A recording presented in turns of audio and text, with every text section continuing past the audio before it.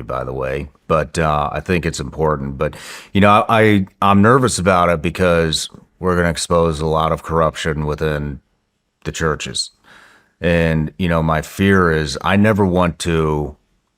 I prayed about this. I've thought a lot about it, and I don't want to drive anybody away from Christianity because of what's about to be revealed.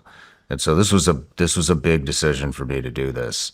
And, I'm curious, before we dive too far into it, I mean, do you feel like that's happening? Do you feel like you're driving people away from Christianity by exposing this stuff?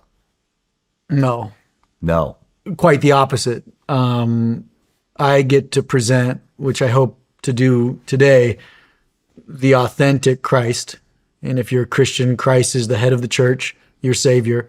I get to present the authentic Christ, I'll say unencumbered and pulled away from the machine that we have built on top of Christ's message. They're two completely different things. So I'm here today to separate the two. One is the head of accountability, which is Christ, and then one needs to be held accountable. So that's what I'm here to discuss today. Okay. I mean, what kind of response are you getting from the documentary and all the stuff that you are exposing? Lots. Churches. I mean, is it what kind of responses? Well, it's bifurcated right down the middle.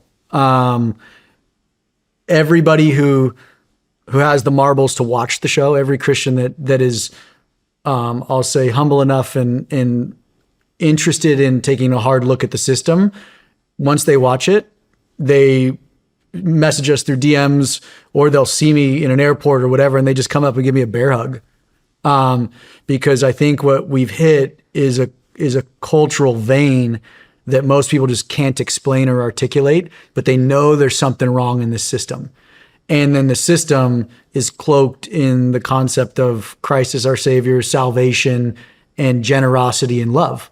Mm-hmm. And so it's the perfect mask for abusing people. And not only abusing people, but abusing people at their most vulnerable state, which is, I am here to explore my faith and my salvation and my brokenness. And when you meet someone in that spot, there are wolves that will feed, and Christ speaks heavily on this in the Bible. And so I'll preface this right now. We are here to do two things: encourage your faith and encourage your generosity. And outside of that, everything's fair game. The words that come to my mind is trust but verify. Yeah. Trust but verify. And, and I know what you're saying. I mean, what you are about to talk about is going to destroy, maybe a little strong, but people put a lot of faith into these organizations. And, look, we saw this in the medical community with COVID, right? Everybody put so much trust into the medical institutions that when it came out that maybe this isn't exactly how it was portrayed to be, it blew the doors off and created a tremendous amount of distrust. And there was, there's a large number of people that they just couldn't. Everything they know has been destroyed. Mm-hmm. You know what I mean? That in a system that they have believed in for years, especially the baby boomer generation, right? Yeah. And so I think that the impact of what this is along those same lines, where it's people grew up from infant to whatever age they are now, in particular churches and organizations, and to see the dirty side of what's going on in some of these organizations it's gonna be a hard watch. Yeah, well, we're born and raised into systems, and then we have our biased lens of reality, mm-hmm. right? If I go to a mega church in Los Angeles or Dallas or New York or wherever, that is church to me. If I'm raised in the backwoods of Mississippi, that small, struggling rural church is church to me. If I go to the LDS church, this temple is church to me. And so we start the show off with what is church, because those aren't the biblical form of church. Those are just culture. right? It's what wherever I'm born and raised, or whatever group I'm raised in, or ethnic group, or whatever, or political group, that just shapes and molds what I think is truth and reality, but that's not necessarily truth and reality. And so you have to take a slice of humble pie. And I had to do this. And I firmly believe the way God did it, because he knew I wouldn't do it, is he just broke me over and over and over again until he's like, you want to get kicked again? And I said, no. And then he goes, okay, let's rebuild it. And so then he rebuilt me with this new unbiased lens. And when you look at the biblical definition of church, which is ecclesia, it's literally a gathering of people. That is the body of Christ. It's just the people. And then Christ is the head of that gathering. Everything outside of that, everything layered on top of that, whether that be your theology on giving, whether that be the building, the stages, that is all just tradition of you and I. And so that is what we look at, is we need to dissect that. And in the religion business, we go straight down to the foundation of it, which is the IRS tax code in the US. So before we get started here, I'm curious, are you against all churches? What's a church? Okay. And I'm asking you this question. I'm talking about the modern day. So the institution. The institution. And I'm going to be very clear. That is a corporation. They file corporate documents with the state. That is a business. So the church can use that business, but it's not the church, right? It's got money coming in and money going out. So that system that we've built, the building, the stage, the parking lots, the lights, the fog machines, the childcare, the coffee and donuts, that is not in and of itself bad, but that is not the church. And so I always ask people, do you go to church? And they say, yes. And I go, no, you are the church. And that is a place where the church can meet up, but that is not the church. And so you have to separate the two, because one of the two, well, both have to be held accountable. The body of Christ needs to be held accountable to Christ, but then the body needs to regulate the business. And right now we've muddied the two. I call it an infection. And so it's an infection that no one has any clear definitions anymore. And where there's disease or infection, abuse grows. Bad things happen. And so right now we're just at a tipping point where too many bad things are happening in the system that most people go, something's wrong and I can't articulate it. So what do? They just up and leave and say, I'm not a Christian anymore. I'm over religion. When I don't think you're over Christ, I think you're over the system we've built on top of him. Yeah, it's essentially what? An indoctrination, right? Yeah. And so, but I do, regardless of all of the, misuse of the money that's going on, there is, in my opinion, there is still good. And I want to hear about all this stuff. I just want to be careful. You know what I mean? And like I said, it's all about him up there, right? And so when I was thinking about this interview, it's am I going to drive people away? Because me as a baby Christian, I don't know much. I have had a lot of talks about what the church actually is, which you just described perfectly. And I do 100% agree with that. With that being said, what my fear is me as a baby Christian and other baby Christians that I have influenced or that I've spoken to, in our journeys, a lot of the people that come on the show wind up coming to the Lord. And what does everybody do, that's a baby Christian, including myself? Now, I didn't like the experience. And so we do a Bible study at my house, and that is church to me, where we can ask any questions without fear. It doesn't matter. You can ask the tough questions that you'll get the stink eye in a church, or as you call it, an institution or corporation. And so, what I'm getting at is baby Christians. Where do we go to learn? We go to the church, because that's what we're indoctrinated into thinking. Yeah. You know what I mean? And so if we blast, the institution, the corporation that calls himself the church, are we turning off a a funnel of people to become educated in what this is really all about.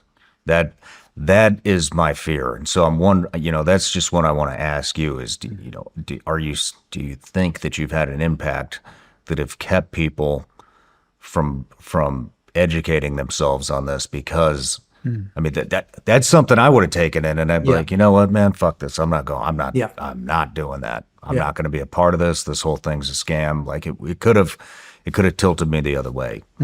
I guess is what I'm saying. Yeah. And we do see this massive wave of revival in Christianity across the globe. And I mean, I see it almost every day. More and more people are coming, and I think that's a good thing. I think that's a good thing. Yeah. So I just want to be very, careful not to turn people off from I get that. from that. I get that. That's definitely not our goal. You said something. You said, I'm a baby Christian. If you're holding a Bible study at your house, I don't think you're a baby Christian. I think you cut right through the bull, and you hit that bullseye on the board. You might be 3 feet from the board right now, and eventually you want to get 8 feet from it, so to speak, but you're on the bullseye. Can I give you something? Yeah, of course. This Bible is a gift. Oh, whoa. It's printed in 1660. 1660? That's a King James. And it doesn't come in one Bible, it comes in two because it's so big. But you said something, and so this Bible is 49 years, printed 49 years after the first print of the King James in England. Whoa. It's a gift for you. It's got the Apocrypha in it. It has massive wood carvings of Jerusalem and of the Levites prepping the tithes, ironically. But this is what people need to read. They need to read the scriptures, nothing else. And so this is where one of the two places you find God is in the scriptures and in prayer.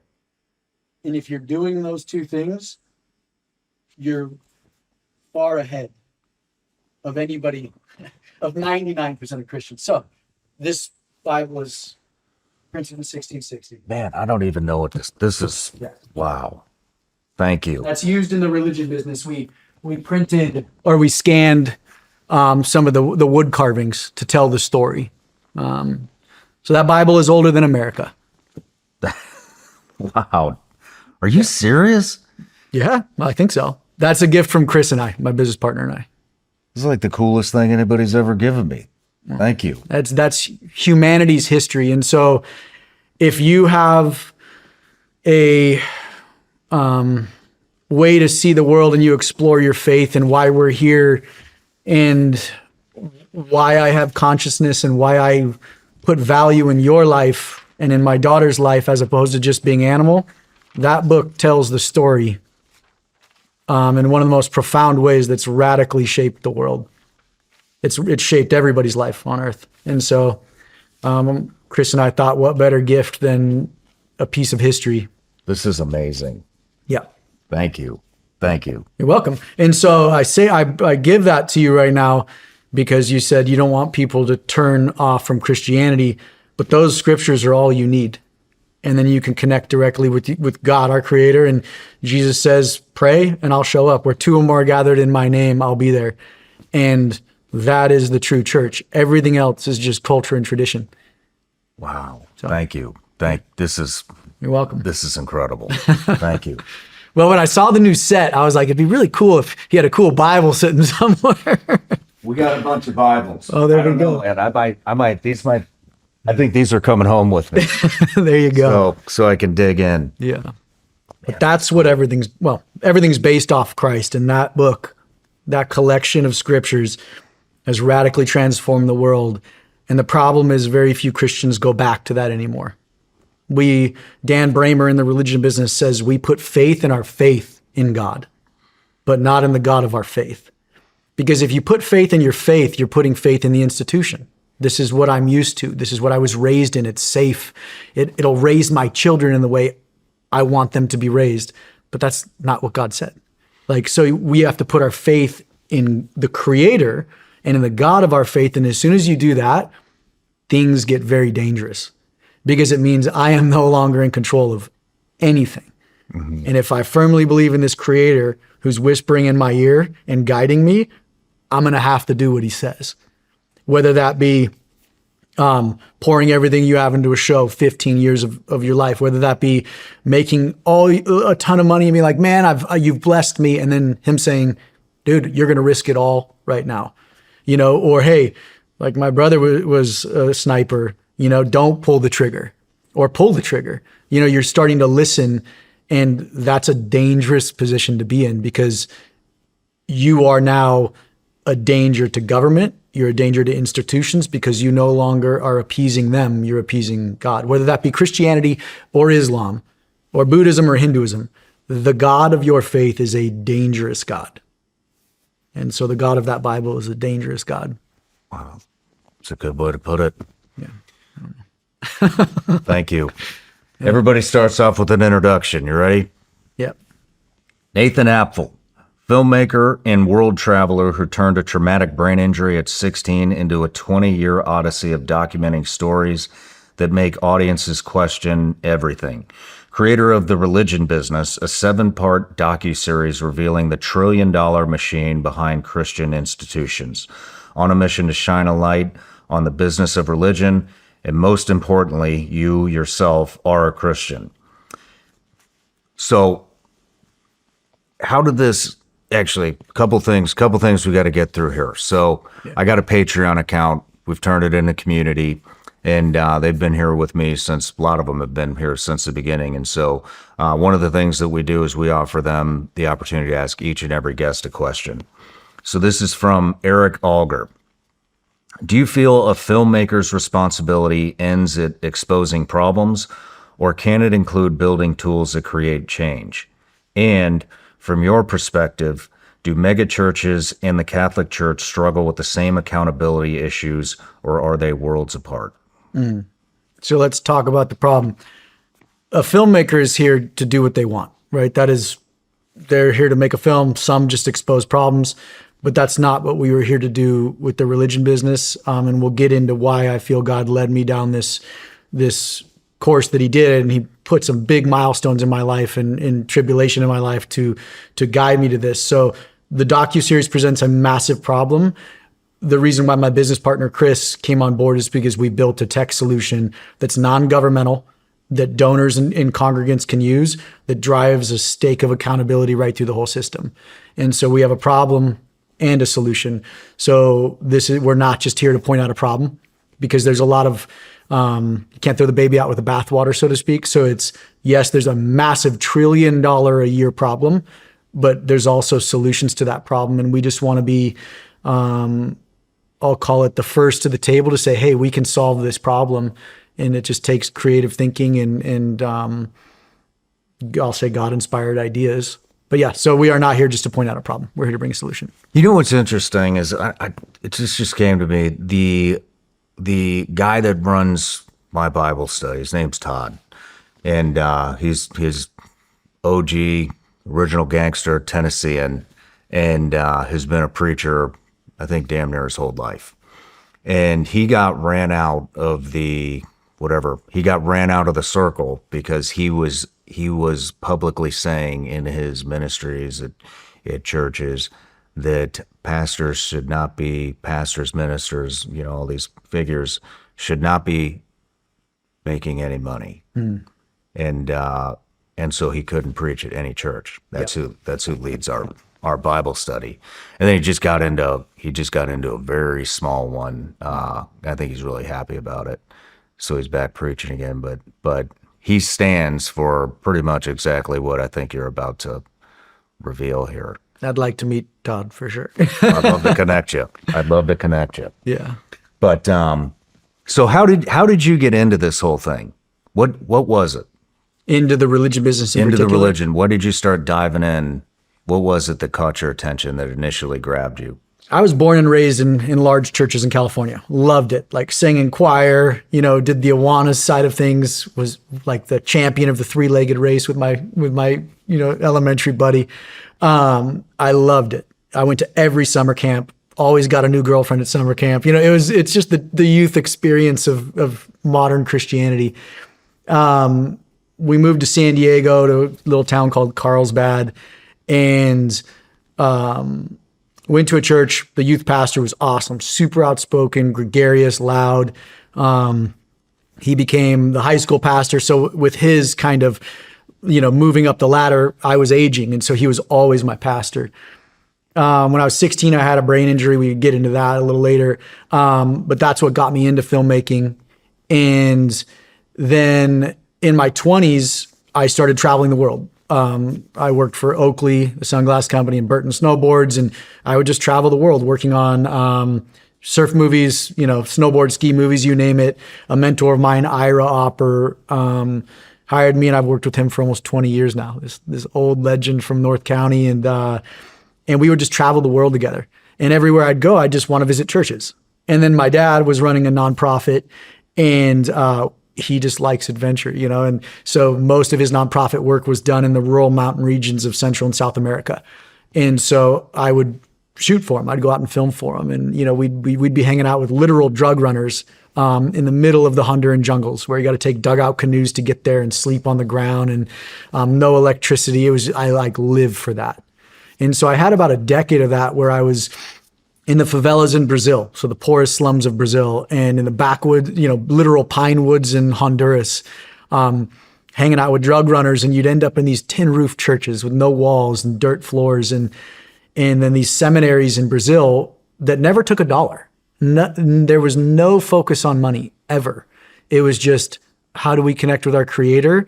And man, I have usually physical needs. Either my daughter or son is dying, or my husband just died, or, destitute individuals looking for purpose. And so I just fell in love with these types of churches and seminaries. And so for 10 years, I believe God gave me breadcrumbs, and I just traveled the world. And I'd sit with there's one story in particular where I was in Mexico sitting at a convent, and the train that runs from the border to US is called El Tigre, and MS-13 runs it, and anybody from Central America would climb on top that want to get to the US border. And, MS-13 is raping kids, raping women, throwing women with new babies off. If they wouldn't let them have sex, they just chuck the baby off, kill people. And there was fees. And so I've talked to one girl who brought her cousin along, and she gave her cousin as payment to get her to the border. And so we were at this convent, and the convent, Catholic convent, will take anybody in, whether that be traveler or MS-13, anybody who's hurting. And so this is when I was 22. I was shooting interviews, and I had a translator, and I was sitting there with this MS-13 member. And he goes, "Nathan, the one thing I want to tell you is you're 10 steps away from murder."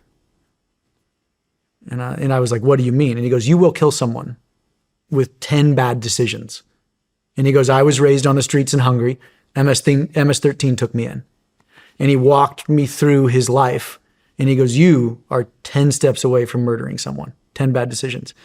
And that radically transformed how I look at whether that be sinners or, anybody I meet on this journey. And I'd rather sit with them because I know them. And so I came back, they're being honest with me, right? "Oh yeah, you're going to kill me. If you're threatening to kill me, you're probably going to kill me."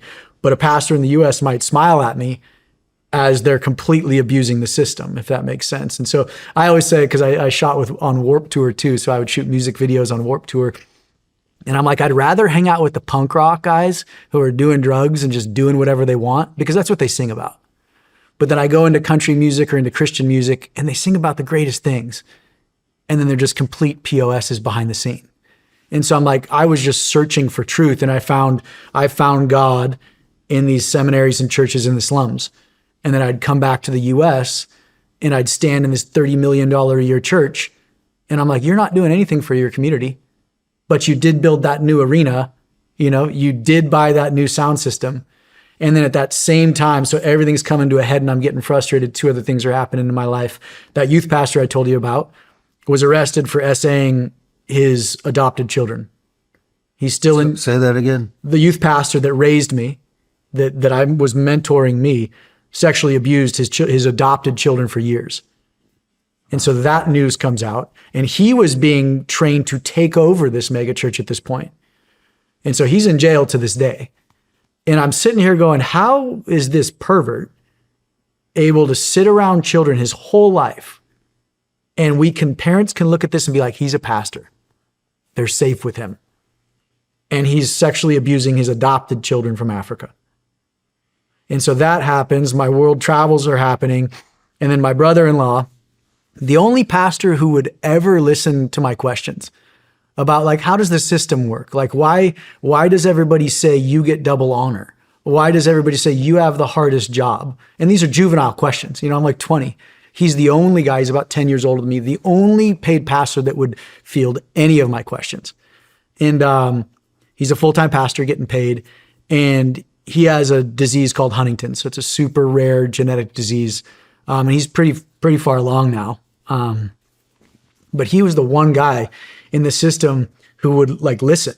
And so he'd come over and we'd sit and we'd drink whiskey on my little deck and we would just talk theology for hours. And a couple years pass and he calls me. He's like, hey, I finally understand what you mean. And I'm like, well, what do you mean? He goes, I quit my job today. And he's like, I got a job at Trader Joe's. And he goes, I preached my last sermon because I went back through Paul's letters and I get it. Like he preached unencumbered of needing anything from the people he preached to because he wanted to present Christ as Christ alone with no institution or no demand behind him. So the one guy who really inspired this whole journey, and this is the fucked up part of it, like he lost both his parents young. Like this guy had everything to be angry about. And instead, the one thing he wanted to present to the world was Christ. And I'm like, that's a man of God. And he's dying today, almost on his deathbed. And it's like, how did that guy get painted with so much baggage and crap? And then a person like me, who literally is just a train wreck wanting to kind of go out with a bang, God's for some reason keeping his hand over me. And so all these three storylines and experiences collided at once. And so at 25, I bought the religion business. So 16 years ago, I bought the domain. And I'm like, maybe I'll write a book one day. I don't know what I'm going to do with it. But that was the catalyst. And that's where I tasted righteous anger for the first time, not only for the institution, but for God. I was like, why would you take so much from this guy who just gives to everybody? And that was the catalyst for the religion business. Wow. Yeah. Man, so their whole world got flipped upside down when the pastor that mentored you got picked up for. That wasn't that. Sexual Was child. more just like I knew it. You You knew it? Well, no, I'm You saying had like this is the good guys. All the guys that look the best. The Bible talks about the Pharisees walking around in long robes and wanting the respectful greetings in the marketplaces. They come dressed as sheep, but inside they're ravenous wolves. It's like, of course, the one person that everybody thought was, this man of God is this ravenous wolf, and he's making good money. He is the picturesque ideal of the modern American pastor. And then the one who's being shunned and eventually just leaves the system, sounds like Todd a little bit, like gets a literal death sentence, Mm-hmm. And yet he smiles in the face of death. And I don't know, it's a fascinating world, Yeah. I mean, let me ask you this. Are you against pastors, ministers, any religious figures? Are you against them making money? I'm going to set the show aside for now. Mm-hmm. I don't think anybody can take money, especially over a career, from this system and not get eaten by it. And those aren't my words. Those are men and women that have spent their entire life in ministry or at a church, and having discussions for years with them. They're like, no one gets away from it. What do you mean by that? Nobody gets away from what? From getting eaten by the machine. So this is very similar to politics. It Come in runs, with great intentions and then you're corrupted and yes. And here's why. Or I'll give you my thought. I'm a young pastor, or Sean's a young man ready to spread the gospel. He's been indoctrinated, I'll use your word, into the system. He's been to seminary. He wants to, quote unquote, save souls.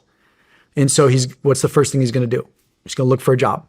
He's going to get that job. And as soon as he starts preaching, he's going to tell about Christ and how Christ does save you, how Christ is the person you should mirror. You know, I want to die in me so Christ lives through me. Like, those are all good things. But then guess what? Hey, Sean, your business, this institution, the corporation might cost, let's go small, $100,000 a month to keep this thing operational. Mm-hmm. Okay, well, where are we going to get that money? Well, you're going to look through scriptures and go, okay, well, right now in culture, we've landed on the Levitical tithe. And so we go, man, this tithe is where we're going to get our money. We want 10%, or we need 10%. And then you're going to keep preaching. And okay, Sean, I need you to preach one message on tithing every 8 weeks. Dude, I just learned this tithing today. Yeah. I had no idea that this was a thing. So what is tithing? Let's get in. I want to give this model, if you don't mind. Okay, sorry. So 1 out of 8 weeks, you're going to do a sermon on giving, we'll call it. Generous giving and tithing. Whether that be the pastors either preach on tithing or generous giving. Those are the two ways you can ask people for money. And so 1 out of 8 weeks, your message is on tithing. Well, shoot, Sean, our church is growing. Now our budget's $200,000. We have about 350 people that show up every Sunday. We've got a little, day school. So we got to start asking for more money. Okay, we're going to preach 2 out of 8 weeks. Well, shoot, Nathan's church down the street just got a better sound stage than us. And he's going to start pulling congregants. So in the show, we call this religious economic theory. So Nathan's church is going to pull your congregants away because they are literal consumers. And so you're going to need the same sound stage I have. Okay, well, that's going to cost us an extra $150,000. So we're going to request money above and beyond. So now on the third Sunday of that 8-week block, we're going to give a sermon, but then the last 5 minutes, we're going to present why we need this new soundstage. And so your whole presentation of the gospel slowly tilts to protect the institution and the revenues it needs to survive. And no matter what, this is my conclusion, every pastor that plays in that game dies to the game. And that's why pastors rightly say pastoring is the hardest job in the world. We all leave demoralized, and you do. But it's not your fault necessarily, but you've been eaten by a machine that we've built on top of Christ. Summer's here, and if you're anything like me, you didn't spend the winter just sitting around. You stayed sharp and kept moving. And now it's time your gear caught up. And that's why I want to introduce you to Roka. I've been looking for eyewear that can handle any situation with performance and style. And let me tell you, these aren't your average shades. I've tested them in the real world from shooting to fishing to off-roading, and they hold up. They're lightweight, don't slide around on my face, and can take a hit without falling apart. And the best part, they look good. They're clean and modern, no frills here, just premium eyewear that performs without compromise.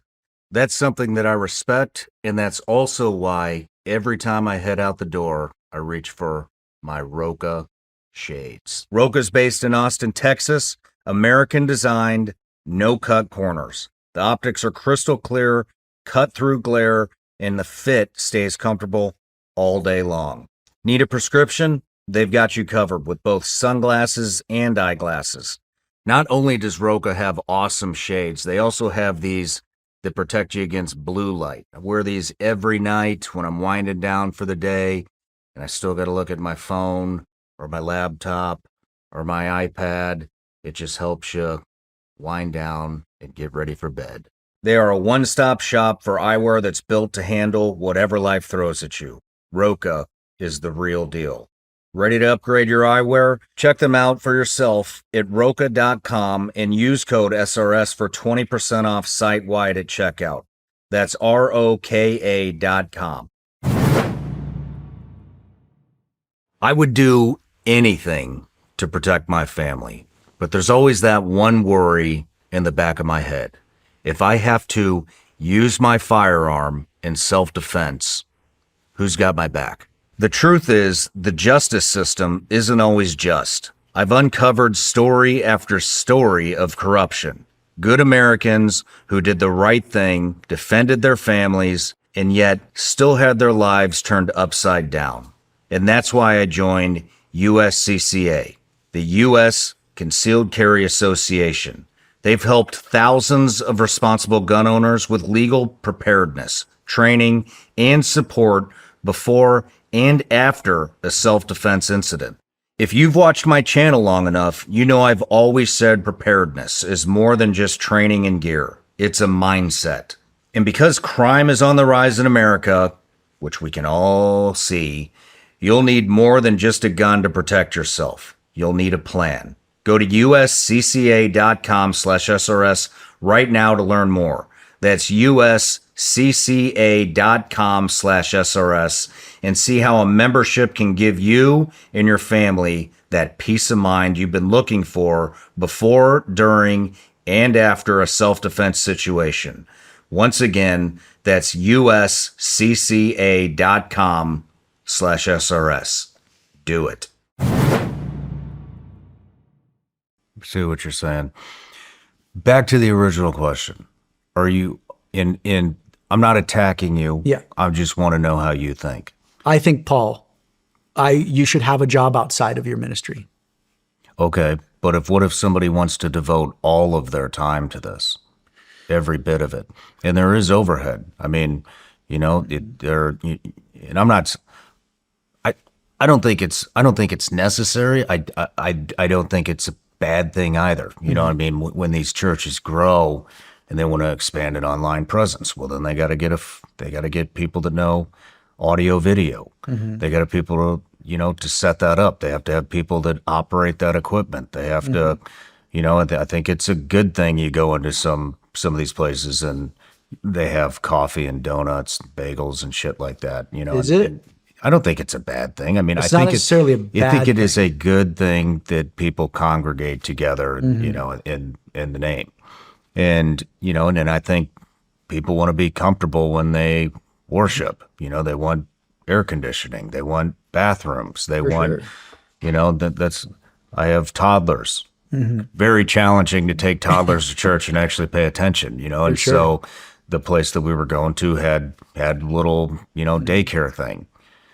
Put them in there. Then we see active shooters. The Catholic Church just got shot up yesterday. All those little kids were Horrible. killed. Yeah. Now you need security because we have a mass of people that are together, and that's what active shooters look at. They want to take the most amount of people out as possible in the shortest amount of time to get the biggest headline. Yeah. So now you have a security element that you have to hire. Otherwise, and more and more people are demanding that, and people want their kids to go to a Christian school or a Catholic school, or you know what I mean, and so then you got to hire teachers and all that stuff. And so I'm curious. I mean, do you think these things are bad? All of them? I think they run antithetical to the message of Christ. Christ said to pick up your cross and follow me and make disciples of men. He did not say to build buildings, and I'm not saying that's necessarily bad, but everything you just described is just men building things. And so let's go down a rabbit hole here for a second about ministry. When you look at biblical ministry, today, if I want to get in the ministry, I'm going to go get a job at a church. My ministry is my daughter. My ministry is to raise her under Christ-centered principles, and I will never abdicate that to anyone else because I don't know what they're teaching her. I don't know if that's even biblically sound. And so when you look at the institution, it's not necessarily bad, but Christ never told us to build any of it. You and I firmly believe, Christ is in this room. I believe you and I are connecting as brothers in Christ. That is the church.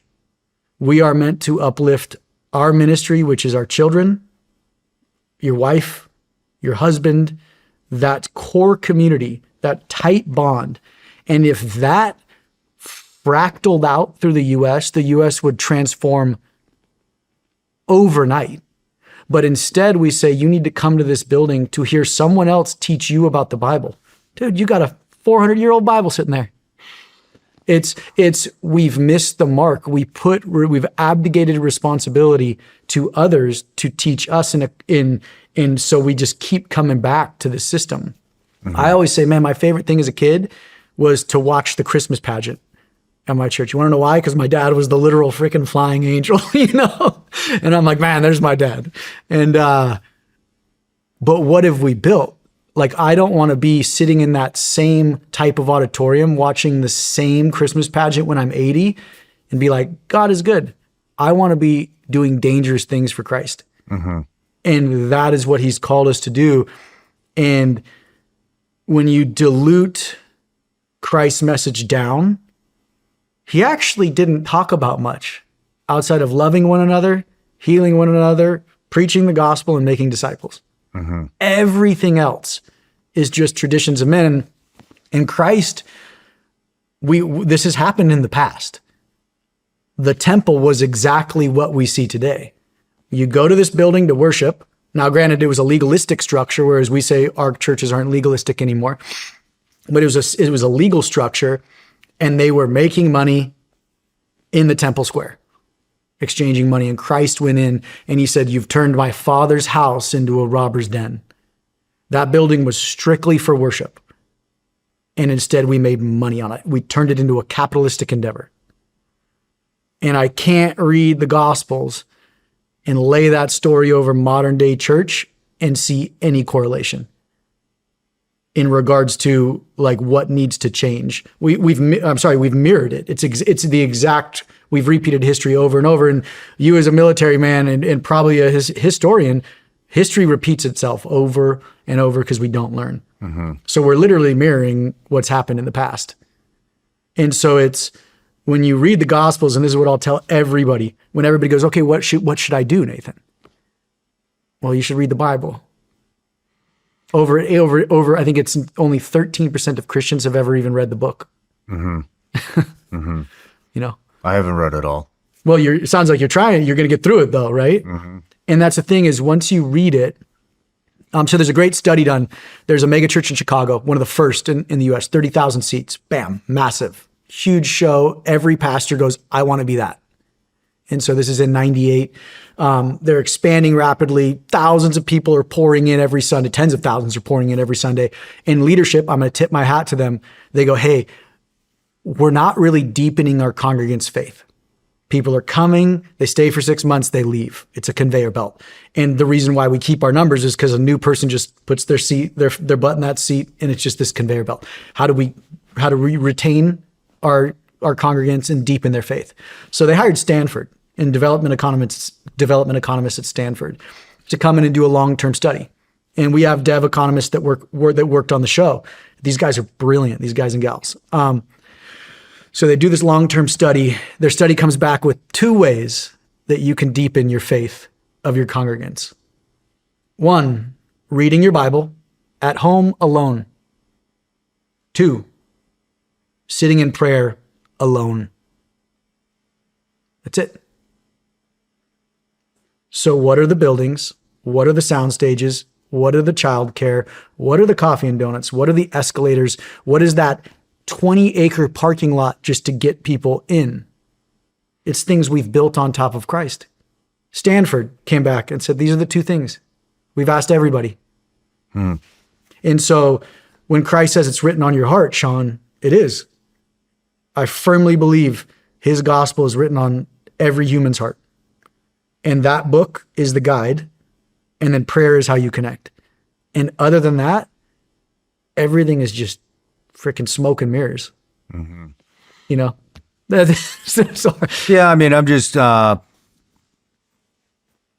think about, everybody has to make a living. And, somebody that's new to this, and I don't understand. There's probably 10% of the Bible I understand and 90% I don't understand, and so I need to look for somebody that can educate me. With that being said, I look for multiple, I want all aspects. I don't want just, for sure, I don't want just Todd or you or a priest, to teach me about it. I look at it from, I want to hear all the aspects, all the different angles. I want understand it, and so that is what draws me to, what drew me to go to a church. Yeah, you're wrestling with your faith, right? But the Bible says wrestle with your faith. And so, you know what I mean? But, I personally think that that they should be compensated, because they have to make a living. And if they want to dedicate their life to educating people on the way Christ was, how he lived, how we're supposed to live, all of that, good stuff, then if they want to dive in, then I think that I think that it is my responsibility, to make sure that person has a living, that can take care of their family and all of these things. It's my personal, feeling, and I don't know, maybe I'm guilty of this. It's nuanced with this show. Yeah. For example, this show right now, this interview between me and you, I'm feeding my curiosity. I want to know. I know there is a lot of corruption. I just learned, a couple days ago that, the norm seems to be 10% of the funds go to charity or back to the people or to the poor or whatever, and 90% of it, goes in their pockets. I think that is a fucking travesty. Yeah. That's happening. But, so where I'm going is, maybe I'm a part of this. I've brought on, I have a lot of mentors that I brought on the show. I still explore Catholicism a little bit. And I've had, several priests on, Father Dan, Father Gadberry. They've been instrumental in guiding me. And my good friend Lee Strobel wrote The Case for Christ. Him, John Burke wrote Imagine Heaven.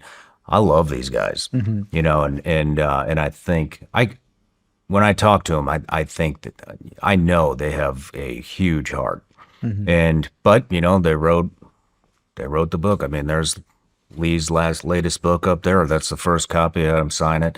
But he's making money off of the books. Yeah. I'm making money feeding my own curiosity. I'm going to make money from this show. You know what I mean? Through advertising and, monetization and all of that kind of stuff. And so, I'm curious what your thoughts are. When I bring on Father Dan, Father Gadberry, Dr. Dan Schneider, Lee Strobel, John Burke, Tim Tebow, I've learned a lot of stuff from these guys, in this room, and I monetize those episodes, and that's how I make a living, and that's how I provide for my team that produces this entire thing. And so, am I fucked up? No, money. See, that's the thing. monetizing? Money is not a bad thing in and of itself. So let me go back, because you asked me a personal question. I do not think pastors should be paid. And when you look at the purest form of the Gospels from Paul, and then you look at the Didache, which is an early apostolic writing from about 50 to 70 AD is where they pin the print. They are very concerned, these early apostolic fathers, with how people are literally, they say, trafficking Christ. And so I think in the purest form, I love the gospel.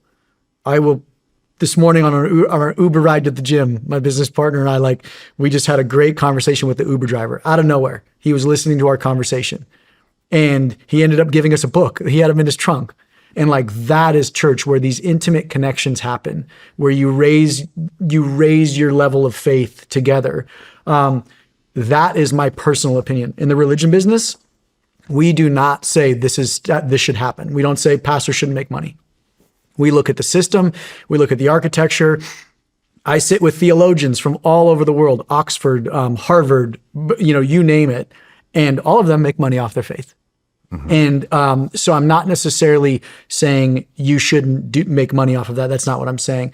But money is such a corrupting factor in a lot of things. And so that's why in the beginning, you have to separate what is the biblical church and what have we built. What we've built is not necessarily a bad thing, but it has to be regulated. And in the show, in the religion business, we show massive loopholes in the system that are created because of the legal architecture. And now the system is so corrupted that Phil Hackney, who oversaw the nonprofit sector at the IRS for 5 years, said the whole thing's about the buckle. And David E. Taylor got busted by the FBI yesterday. It's Is this the guy in Dallas? he's in Houston. Yeah. Houston. Yeah. What And happened there? What's up? I'll let you finish. Oh yeah, I'm just saying the whole system is corrupting, and it's because of the religious economic theory. We're pitting churches against each other, vying for consumers with no external accountability, and it just creates the Wild West, and anything goes in the name of Jesus. And Dan Bramer, who's one of the smartest men I've ever sat with, philosopher and theologian, he goes, "No one believes something that's stupid, Nathan." And so Kenneth Copeland, who his boys waved their guns and their fake badges at me, like, he believes what he's doing, and he believes he is spreading the gospel. Joel Osteen believes it. Ed Young, who had me arrested and roughed up, believes it. My brother-in-law, who's dying, believes it. And so I don't blame any of these guys. And the system, yes, we live in a capitalist society where things cost money, but we have to be able to separate the church from the building, the true church, the ecclesia, and say this needs to be regulated. And right now it's unregulated in the name of separation of church and state. What happened in Houston? That's because this was yesterday. Yesterday. Yeah. So there's an apostle named David E. Taylor, loud, outgoing guy. He says that if you talk negatively against him, God's going to kill you. He's that type of preacher. And he preys off the most vulnerable. He's raised $50 million in about the last decade. And because there's no accountability, he can do what he wants. His home in Tampa, Florida, his parsonage. So this is a home paid for by donors, $8.3 million, 28,000 square feet, was raided by the FBI. He has about 28 million in real estate.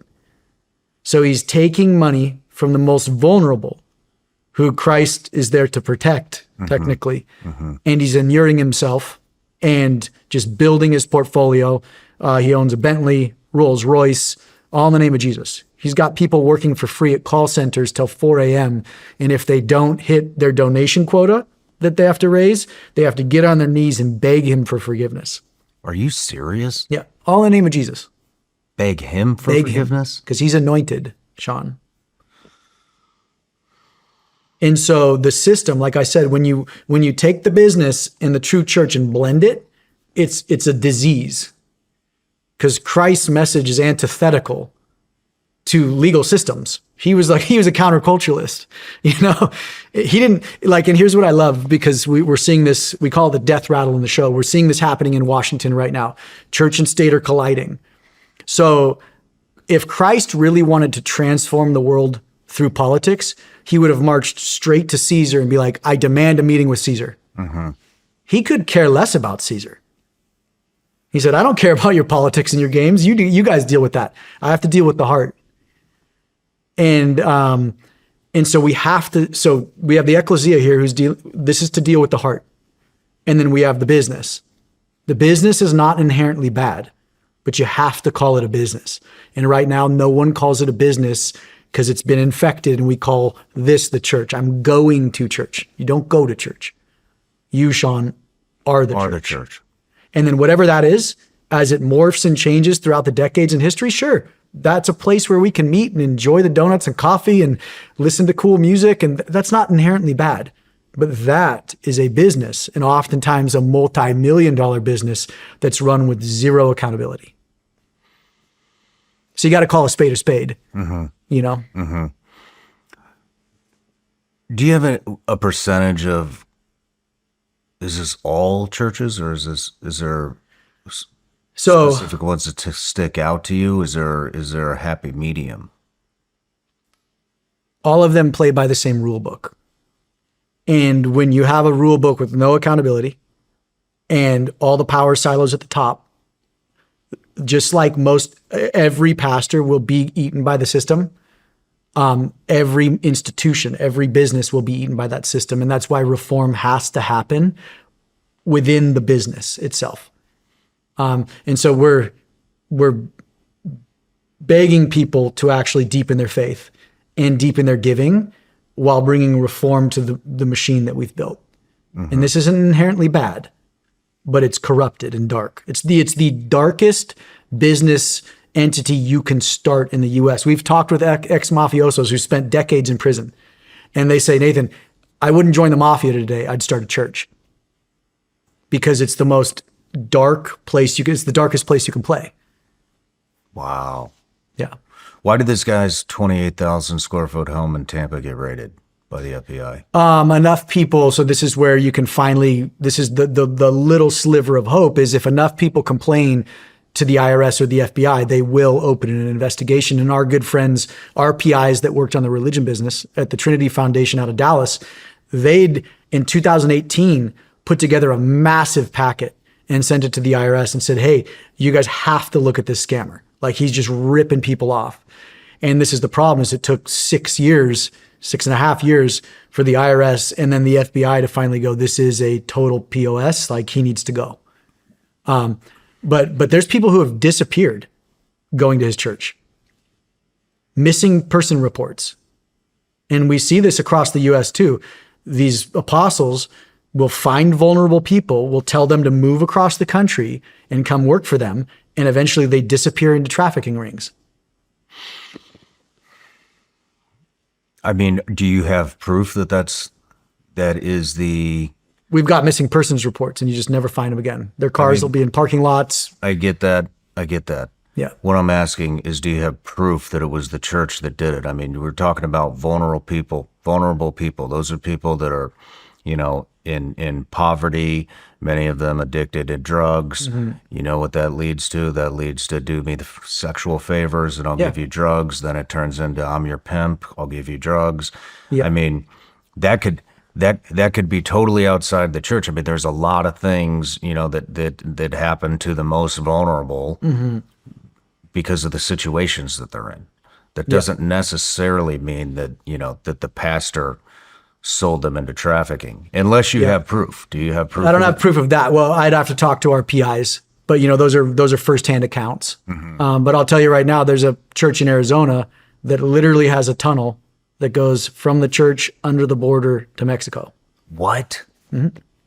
What church is that? I'm not going to say, but there is, that's how corrupt some of these institutions are. Why don't you want to say? Because that's for another story. We're developing that story right now. But there is, you can use the name of God to do horrific things. And that doesn't mean that God, Christ, is corrupt. It means man is leveraging his name to do awful things. And we can look through history on that one. And then let me rephrase that too. Man can also use the name of Christ to do amazing things. But right now, that the architecture of the system is so dark that it just creates so there's a book called The Wisdom of Psychopaths, and it talks about psychopathic tendencies. And it's a character type, it's a clinical diagnosis. And you can either end up in jail for mass murder, or you can be the CEO of some billion-dollar hedge fund. Like that, there's just a mental type that they classify as psychopaths. One of the top 5 jobs for psychopaths today is clergy, to become a pastor. Are you serious? Because it's unlimited authority, or potentially unlimited authority. It's power, it's dominion over people, and that's the character type of a psychopath is attracted to jobs like that. It's a great book. It's written by a doctor who studied psychopaths for his whole career.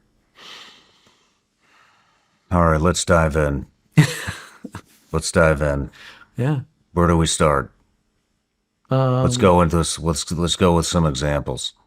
Okay. How about this couple in Nashville? They're a TV show. I don't know much about it because I don't watch this stuff.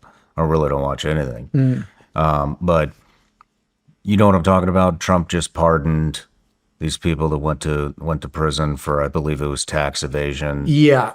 I don't know much about that story. Like, again, these stories are rampant across the US. They're everywhere. And so, like, let's take it, for example, a gentleman named Ed Young in Dallas. This is the guy that almost had you arrested. This is the guy that had me arrested. Had you arrested. Everybody's always like, how do you pick your targets, Nathan? Like, who do you go after? And I'm like, I don't. Like, I've asked God, you open the door, I'm going to walk through it. So I was in Dallas visiting my dad, and I wanted to go to church. I've gone to church every Sunday all over the US. I just visit churches. And I walk into this what is a satellite campus. So it means this pastor has multiple buildings all over Dallas. His main campus is in Grapevine, but I go to one in just outside Frisco, and I show up. Nice little building, probably seats 500, and pull into the parking lot. There's cameras all over the parking lot. You know, all his banners are all over there, and his branding. I walk in, I do my standard thing, grab a donut, cup of coffee, sit in the pews, sing some songs. This one, they don't even have a pastor preaching. They just lower the screen.